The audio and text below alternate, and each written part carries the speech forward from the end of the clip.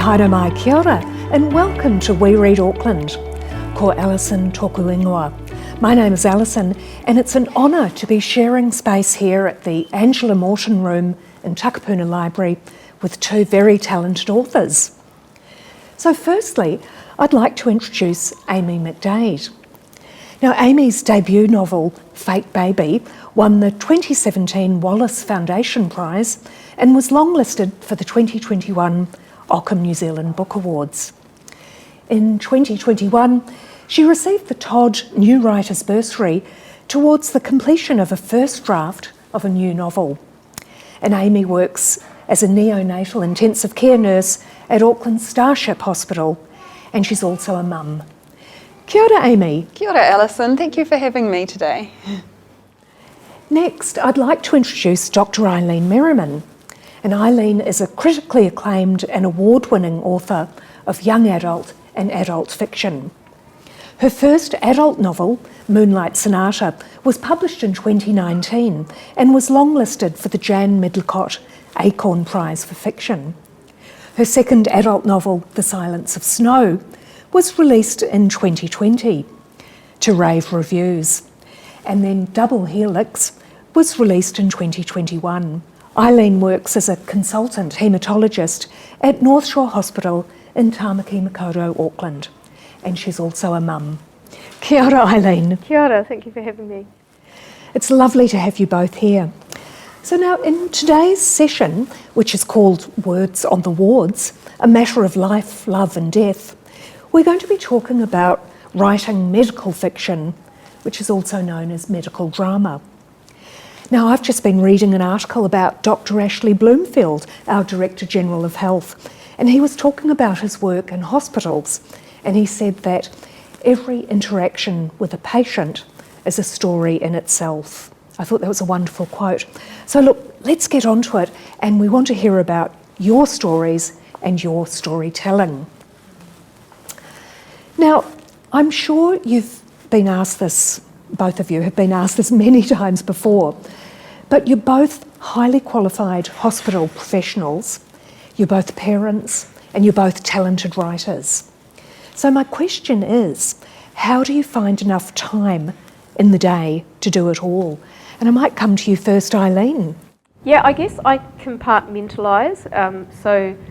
Because when I grew up through doing my medical career, I would come home after a busy day and I'd have to study for my specialist exams. So all of a sudden, I didn't have to do that anymore. And so although it sounds like I don't have a lot of free time, the time I was using for study, I suddenly had time to fill in. But I'm very strict about leaving work at work nearly all the time. So if I'm very busy, I might go in at 7 a.m. And get it out of the way and come home. And once I come home, I'm a writer and then, and a mum. So, and we often have dinner quite early because my family's quite young, so I might be sitting in the armchair at 6 p.m. and writing for an hour just while other people are doing whatever they're doing, watching TV or whatever, and that's often all I'll get done at night. If I'm really in the flow of things, I might write for 2 hours, and I snatch any little opportunity, like being on a plane, for instance, or on a long train ride when I was in Melbourne a lot. And because to me it's what I need to feel good. It's like an addiction, a good addiction. We were talking about that earlier. So I think that's how I manage it. Wonderful. Very impressive time management skills. And what about you, Amy? How do you find enough hours in the day? I have to admit, with much difficulty, I always feel like I'm perhaps working a little bit too slow or slower than I would like. But I feel like I'm striking a bit of a balance. So I work long shifts at the hospital. I work 12-hour shifts, and that's my second half of the week. And so the first half of the week, I have my daughter with me. I'm a single mum, and so she goes to school, and on Mondays, Tuesdays and Wednesdays, I have those days set aside and to write. I would like to, perhaps more like Eileen, start writing more in the evening again, but admittedly a lot of my battle with time is not so much the amount of time, but the battle against distraction in our modern life. It's those phones, it's the messenger conversations. I don't watch a lot of TV, but there's always things happening around me, and that for me is the battle as opposed to the time, because there is always that time in the evening, that hour or two before you go to bed. So Eileen's an inspiration, I would say. Yeah, absolutely. So, Eileen, I'll come back to you. Your writing is very emotionally charged and deeply moving. My question to you is, how do you recharge your batteries after writing a really challenging scene? Yeah, I usually find I want to do something physical because you sort of feel like you build up an energy, and so I might go for a run or a walk or just do something completely different. Lately I've started doing Taekwondo, which I love, and it's another thing that puts me in that zone where you forget about everything else, which is what writing does for me too. Or if it's later at night, I might go and have a spa or something like that, just something where I can rest my mind, let it settle. And what about you, Amy? It's actually similar. I think something about getting out and doing something physical. So for me, it's hiking at the moment. And so I do a lot of walks with my daughter. She's 7. And we've just done the Pinnacles a couple of months ago. And then we're looking at the Tongariro, sections of the Tongariro Northern Circuit in winter. And I think there's just something about getting outside amongst green and blue, whether it's being by the water, that is really recharging. The other thing I would do probably is connect with friends and have a gripe and maybe a cuppa or a wine with them and just be around other people who just get it and know that it can be a really tough process in writing a book. Now, being a medical practitioner and intensive care nurse must make you a better writer, particularly when you're writing medical and ethical dramas. But I'm wondering if the opposite holds true. And I might come to you, Amy, first. Does being a writer make you a better intensive care nurse, for example? I would definitely say being an intensive care nurse makes me a better writer because it pulls in so many different experiences. You meet so many different people from different walks of life. But does the reverse hold true? That's an interesting one. I would like to think so. I would like to think it makes me a more careful listener because as a writer you're constantly collecting data and the way people speak and experiences, and not that you can use those personal anecdotes from people in your work. Obviously there's a lot of privacy issues there, but it does, I hope, make you a more careful listener. But in saying that, sometimes in particular as I get to the closer end of finishing my book, I noticed this with Fake Baby, I start to live in another world, and I've really got to battle that other world in a way to stay focused on what's in front of me. And so I have wondered that whether it comes to motherhood or whether it comes to working in the health profession, sometimes whether that living in two worlds does divide me. I certainly couldn't claim that I'm a better health professional than my non-writer colleagues who are just fantastic. I work with many wonderful doctors and nurses. But yes, I do think it makes me personally perhaps a little bit more well-rounded because writing is good for who I am, and it also brings balance to my life and helps me recenter. So complex, I think. No easy answer there. Yes and no. So, Eileen, I was wanting to ask you, is it possible to know too much about your specialist area when you're writing medical fiction?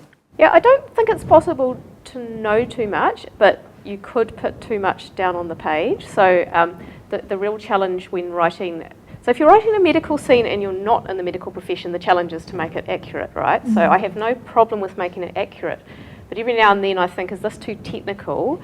And every now and then someone will say, my editor, for instance, will say, what does this mean? Could you ask them to phrase it in a different way? And then there's a battle, well, doctors don't actually talk like that, they actually talk like this. But then I need to make it understandable for the reader, so then I do have to use a little bit of poetic license in there.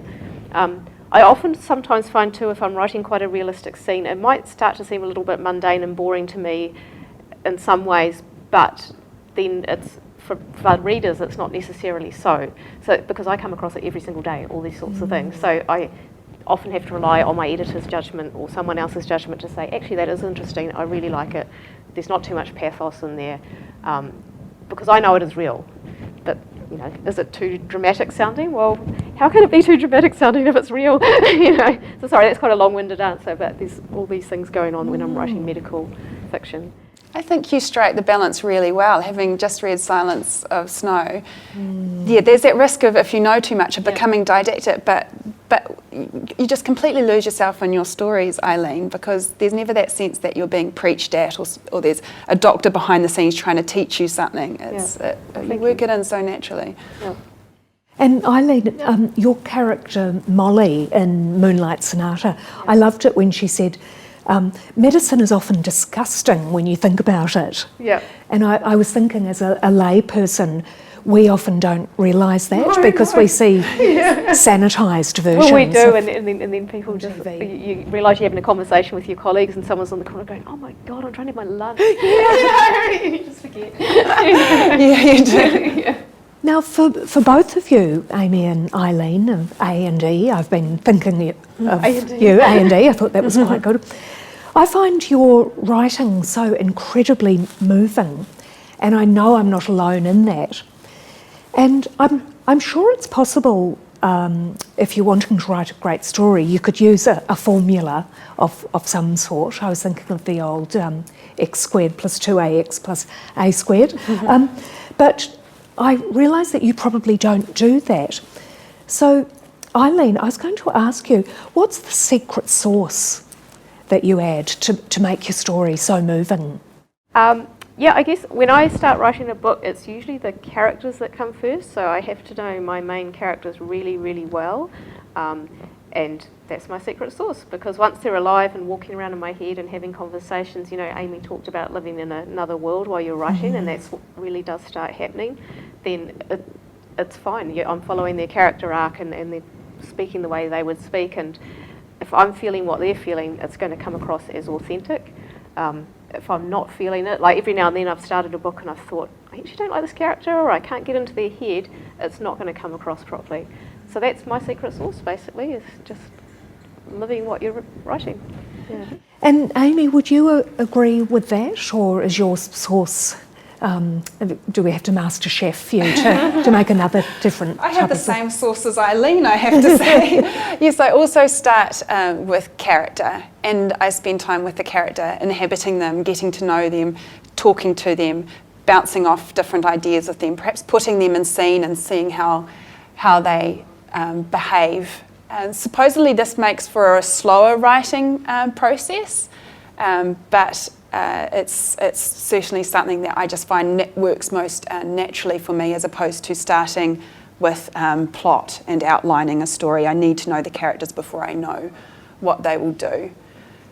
Though interestingly, I thought Kazuo Ishiguro at the Auckland Writers' Festival had something quite interesting to say about this. He said that we talk about plot fiction versus character fiction, but actually what really drives good fiction is relationships, and not so much the development of characters, but the development of relationships. And so that's something I've been thinking a lot of in regards to writing my second novel. Not so much how the characters necessarily change, but how they change in relationship to each other over time. So that might be my slight change to my secret sauce, maybe, with novel 2. Now, you've both covered some pretty heavy or intense or dark topics in your writing. My question is to both of you, is there anywhere you wouldn't go in a story? Yeah, I had to think quite hard about that. I think if there's the story's naturally progressing in a certain way, then I feel like you have to take it in that direction, and it's natural, and as long as it's not voyeuristic, it's not gratuitous, then I think I probably would still do that. I mean, there are some things I find quite hard, for instance, to read about or watch on TV, probably more when they're real life. So I remember, for instance, there was a documentary on, and I didn't really want to be watching it, and it was about the poor toddler Jamie Bolger, who was killed by a couple of other kids, and it haunted me for a long time, and it still does when it flashes up in my head. And so I think I might probably have great difficulty writing about something like that. I don't think I probably could, but if it had to come in because of that's the way it was going, I guess I could, but I wouldn't be very graphic about it, because that would really pull on my heartstrings. Yeah. And what about you, Amy? Yes, again, similar to Eileen, I don't know if there's anywhere I wouldn't necessarily go, but it would be how I'd handle the subject matter, whether there was an aspect of glorification, whether it was violence or drug use or suicide. It would be how it's handled as opposed to the actual topic.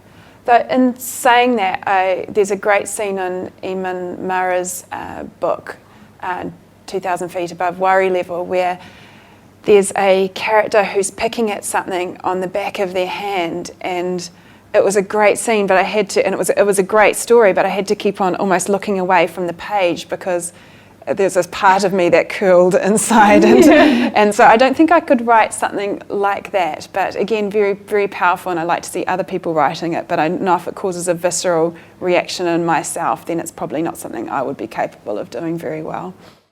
Now, we live in a place of such super diversity. Tamaki Makaurau Auckland is a place with many stories.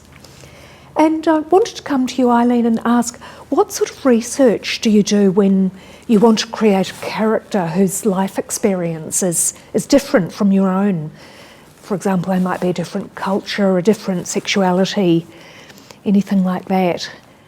Yeah, I guess the book where the character was the most different from myself was when I wrote a young adult book, Invisibly Breathing, and it was a teenager. I think he was 16, and he was gay, and he was had mild Asperger's, although perhaps all of us have a little bit of that in us.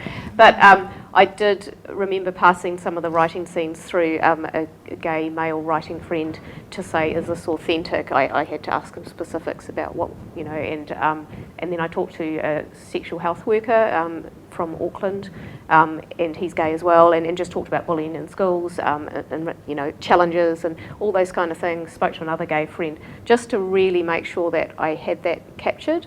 But really what it boiled down to was I was writing about this romantic relationship between him and this other teenage guy, and I thought love is universal, so and the relationship itself there's nothing different about that, and from my point of view I knew what it's like to feel attracted to another male, so for me that was probably easier than writing about a lesbian couple because I'm straight. So but I do, if they're kind of a bit more foreign from me or they've got different interests. I've watched, for Double Helix, I watched a lot of surfing blogs, and I ran the scenes past a couple of surfing friends, and some of them made tweaks and said, oh, you wouldn't talk like that if you're off surfing, and I do really enjoy that. And I interviewed an anaesthetist for this book here, because even though I'm a doctor and even though I've done 3 months of anaesthetics, I'm not an anaesthetist, and just trying to make that authentic. So. And I think the biggest thing is if someone reads it and they say, yep, that felt authentic, and they've come from the same sort of background, I feel like I've done my job. How about you, Amy? Well, for me, the character that I've written so far whose experiences were most different than my own were Stephen's. And Stephen is in a highly distressed mental state. And for me, it was really about trying to immerse myself in the character as much as possible. And so I guess research involved actually reading a lot of memoir by people who have had experiences like Stephen has, drawing on my own mental distress as well that I experienced a lot through my 20s, and yeah, just it's a hard one. It can be quite fraught writing outside your own experience, and I think all writers are acutely aware of discussions that have happened over the last few years, particularly around novels like American Dirt, which was loved by many, but because it was written by someone outside of the culture, it ended up adding to stereotyping and marginalisation of an already marginalised group. So I think it's about, when we approach a character that's very different than my own, it's about asking that question, am I the right person to write this character? And then if we feel that we can go ahead, then obviously approaching that with a lot of care and a lot of sensitivity. But I think good representation is not about, say, white people writing brown, but actually providing those opportunities for people in the margins to actually write their own stories, which is where the power comes in, I think, for all of us reading those different stories. Now, you've both written about errors that occur in medicine. In Fake Baby, the pharmacist Lucas makes a medication error. And then in Silence of Snow, our anaesthetist Rory makes an error, or at least he's blamed for an error that has a catastrophic result. Do you think that an error made in a high-stress setting like medicine could complicate someone's ethical decisions? Yeah, this is something I think a lot about because as part of my job, sometimes I advise for the Health and Disability Commission on cases, and they're always not related to me, you know, and you see where medical error has been made, and you see that it's never just one thing going wrong, there's a sequence of events. But what it has made me see, because I'm also head of our department, is that when an error is made, there's no point trying to cover it up, because people don't learn then. And the best thing is to say, okay, a mistake is made, everyone sit around, let's have a chat, talk about all the events that led up to it, how can we make it better so that this kind of thing won't happen again, or we markedly reduce the risk. So I think most people's hearts are in a good place, and if they make an error, they usually will own up to it. Now, that's not saying every now and then someone might cover something up, but you'll find things will go a whole lot worse if you try and do that. And especially if you say to patients a mistake was made, they'll appreciate that a lot more than you trying to cover something up. They'll actually be much more likely to forgive you and say, okay, we're only human, these things happen. See, in Fake Baby, Lucas doesn't own up to his error, and that does cause a whole lot of disastrous sequelae. Makes it worse, doesn't it? Because he's chewing on it the whole time, and and I remember in that book thinking, but did his error actually cause that lady harm or not? And you were never quite clear, which was obviously your intention, right? I think exactly, and so I think. The ethical decisions of the health professional, if the environment is set up well, like you said, with a systems approach to errors as opposed to an individual and a blame, then it creates a lot more,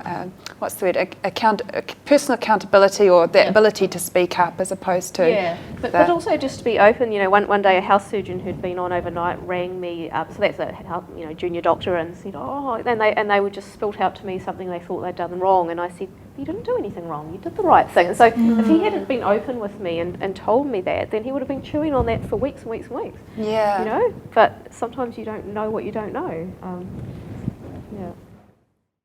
So what are some trends in the area of medical and ethical fiction that excite you? And I'll come to you first, Amy. I have to be honest, Alison, I actually don't read a lot of medical fiction. I think I get my lot at work, but then again, like I said, I've really enjoyed Eileen's book recently, and I think when I have noticed in the books that I have read, so there was Carl Schuker's A Mistake, that there is that focus on mistakes and errors. And what is interesting is there seems to be an increasing discussion, and it's coming out in the fiction, around the pressures on medical professionals and the disastrous results that can come of that. Had Adam Kay's series of very funny memoirs of his experiences as was he an obstetric registrar? And so that discussion of the stress that comes with it, as opposed to a glorification, I think is really interesting, and does seem to be something of a trend in medical fiction these days, I guess.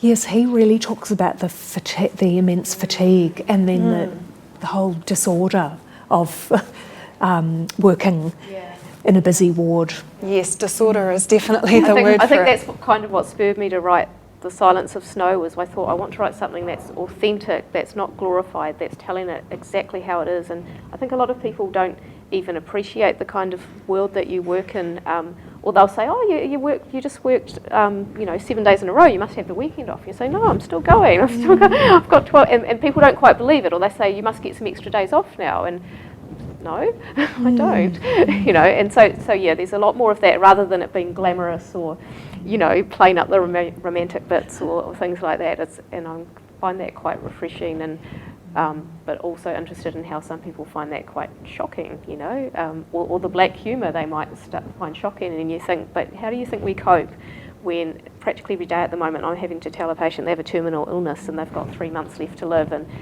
how do you get through that? So I think it's really nice to have this honest fiction out there. And Adam Kay's good because he puts a lot of humour in there, and it's so great. But at the same time, it's quite bleak.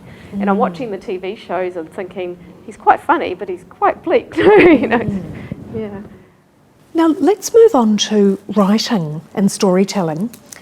I'm sure you're probably both used to setbacks in your work in the hospital system, but as writers, how do you cope with knockbacks? Say, for example, if a manuscript was rejected by a publisher. I think persistence is really important when you're trying to be a writer, or actually if you hark back to when I was trying to get into medicine, I failed the first time to get in as well. So I guess that taught me the lesson that just because you fail once doesn't mean that you're going to keep and it's not really a failure, it's actually a learning opportunity. So my first 3 or 4 books were all rejected by all the major publishers, but I knew that I was a developing writer and the feedback started to get better and better, that I was getting somewhere. So for me it was all, okay, if I got any feedback, which you don't usually from major publishers, but if I got it from people who'd proofread them or whatever, I'd say, okay, I'm going to take totally on board what they say and I'm going to try and work on this, and if it doesn't work for this book, then I'm going to go on to the next one. And I think a lot of people say, oh, this is my heart and soul and I can never write another thing and I need to get this published, but I would say, well, I loved writing this, I loved it, but what's the next story now? And I have harvested a lot of those novels now and made them into something else, so they're not wasted. Yeah. So that's how I deal with it, it's all learning. And that's brilliant. Yeah, what about you, Amy? Yeah, well, I think Eileen's just really hit on it really well there. I think for me, if I get a rejection, I will, it might be I've submitted a short story to a competition and it doesn't place. And I'll have that day where I'll let myself feel disappointed, but then I'll go back to that short story and say, okay, where did it fall short? What could I improve? Where to from here? When I did the Master of Creative Writing with Paula Morris, I remember her saying that one of the big differences that she had witnessed in people who go on to be published and those that don't was the ability to take feedback and actually use it in a constructive way. And I've always had that in the back of my mind because, I mean, like in anything that involves a disappointment or a setback, there can be that tendency to blame or be defensive. Well, that judge didn't know what they were talking about and put it onto them, but actually I think if we bring it back onto ourselves, see what we can do to improve, letting ourselves be disappointed, but then also taking the steps forward to develop as a writer, I think that's really crucial. So as Eileen said, learning opportunities, rejections are the best learning opportunities. So if we go from that end of the spectrum perhaps to the other end, I'd like to ask you both, what are you most proud of with your writing? And Eileen, you might want to answer that first. Yeah, I guess there's a few things I'm quite proud of, but probably the thing I'm most proud of is my reach to teenagers. So I find in my young adult fiction that I really have found a voice that really seems to appeal, and when they feed back to me and say, oh, thank you so much for writing this, or I've read this so many times, yeah, they're quite expressive and they're very honest. So if they don't like something, they're not going to tell you they like it. And so for them to say, your stories have really helped me, I've got dyslexia, but yours are the first books I've ever read and really enjoyed reading, for me that's huge, because it means I'm really hitting them emotionally and doing exactly what I want to do, which is have readers who love my work. That must feel really good. And Amy, what about you?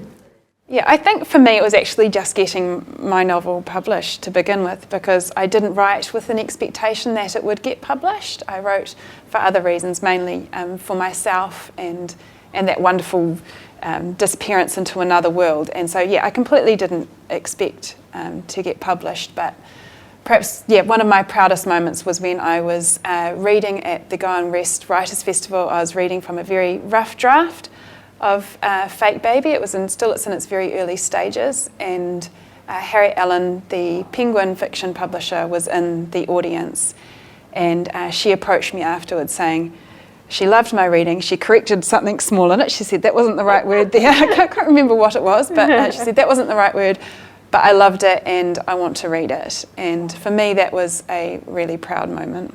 That's awesome. Yeah. And I think just going back to what you said about writing for yourself, and you asked what's the secret sauce, and I find it is writing for myself. I'm not really writing for anyone else. I'm writing something that I love to immerse myself in and that I would want to read. And so for that reason, I could never write a Mills and Boon novel or something. So even if I knew it would sell like hotcakes, I would be like. And I have tried. I thought, must make a living off this writing. Let's see if we can write something a bit sexier. Honestly, I just can't. I fail every time. Now let's jump over to other books that have been set in Auckland, either recent or historic. Amy, could you tell me about a book that you've loved that's set in Auckland? Most recently, I've really enjoyed Isabar Precinct by Angelique Kazmara. I had the honour of reviewing it for The Listener late last year, and it's just been longlisted for the Ngaio Marsh Awards. It's really authentically Auckland. It's got such a diverse set of characters. It's dark, it's gritty, it pulled me along. I couldn't put it down really. It starts in the Simon Street Cemetery, which is just such a fantastic setting, and then there's this grisly murder, and then it just gets more and more twisted. And I highly recommend that book. I loved Isabar Precinct, and I wish Angelique all the best for her Ngaio Marsh longlisting. Yeah, absolutely. Do you know, her writing reminds me of yours. Oh, does too, it? Yes. Oh. There was, even though I don't think you've set anything in the... Oh, well, you've been close to Simon Street, haven't you? Yeah, there was actually a brief Yes. setting. Did it make the final draft? There was a brief setting in the were. Simon Street Yes. Cemetery as well. But apart from that, there's something about the writing that I find similar. Oh, thank you. I'll take that as a compliment. What about you, Eileen?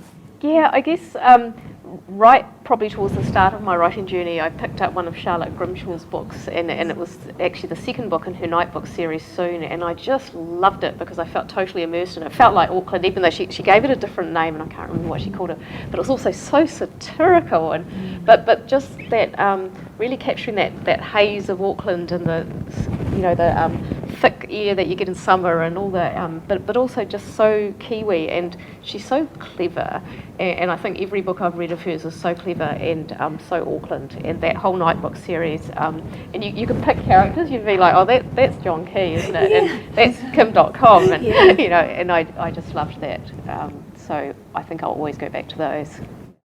So, Amy, I'll come to you now. Is there anything about Auckland that inspires or energises you? I'm kind of thinking along the lines of landscape, people, food, cultural experiences. Could be anything, really.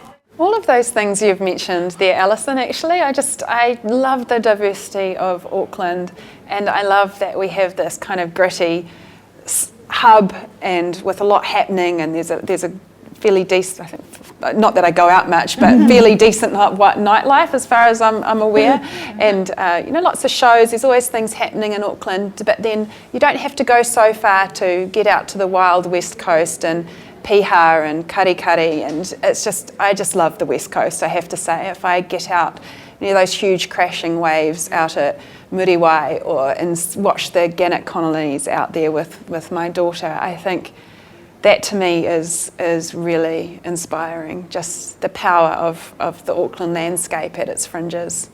So, Eileen, you've set your books in Auckland, Nelson, Dunedin, Northland, Melbourne, we were saying. How important is a setting to you? Yeah, setting's really important to me, actually. I really need to visualise where the characters are and the environment they're moving around in, and then that, say I've set a book in Christchurch, then of course it's going to be so much colder in the winter, isn't it? But it means I can build in the smells and the sounds and all the visuals, and really bring the book alive. But it also can lend to the moods, like we're talking about the crashing waves on the west coast of Auckland, etc. So yeah, it's everything to me, and it's one of the big decisions to make at the start. Where am I setting this book? Okay. I love Northland. So it was really nice to set a book there. And I kind of feel like I have to know the place quite well. I found it quite hard to, I know some people, they set their books like in the States and they've never really even been there, and they sort of use Google Maps, but I just don't know how I could make that authentic. I find that really hard. Yeah, I have to say I'm similar. I'm not huge on research, so facing where I know is really helpful. I think so, and then it's one less thing to worry about, so it just comes naturally. And people will say it comes through in your hinterland, you know, it's sort of, you could just picture the weeping willows in Christchurch, for instance, or, you know, oh, that was so Auckland, you know, and you don't even know you've done it. I like to think of setting as another character in a book as well, because the setting also reflects on the themes, and it also has quite a significant role in the events that unfold. So yeah, in its own way, setting is its own character. Well, we've pretty much come to the end of our conversation today, Amy and Eileen. Now, to both of you, your writings have activated part of my brain, and it's got to the stage where I just can't get enough. Both of you write such immensely satisfying stories, and I'm super excited to read whatever comes next from both of you. So my plea to you is please keep writing. And a huge thank you to both of you for all you do, for your writing, for your work in the health system, your work in the community, your support of libraries, and your understanding that reading is medicine for the soul. So thank you so much. Kia kaha, haere rā.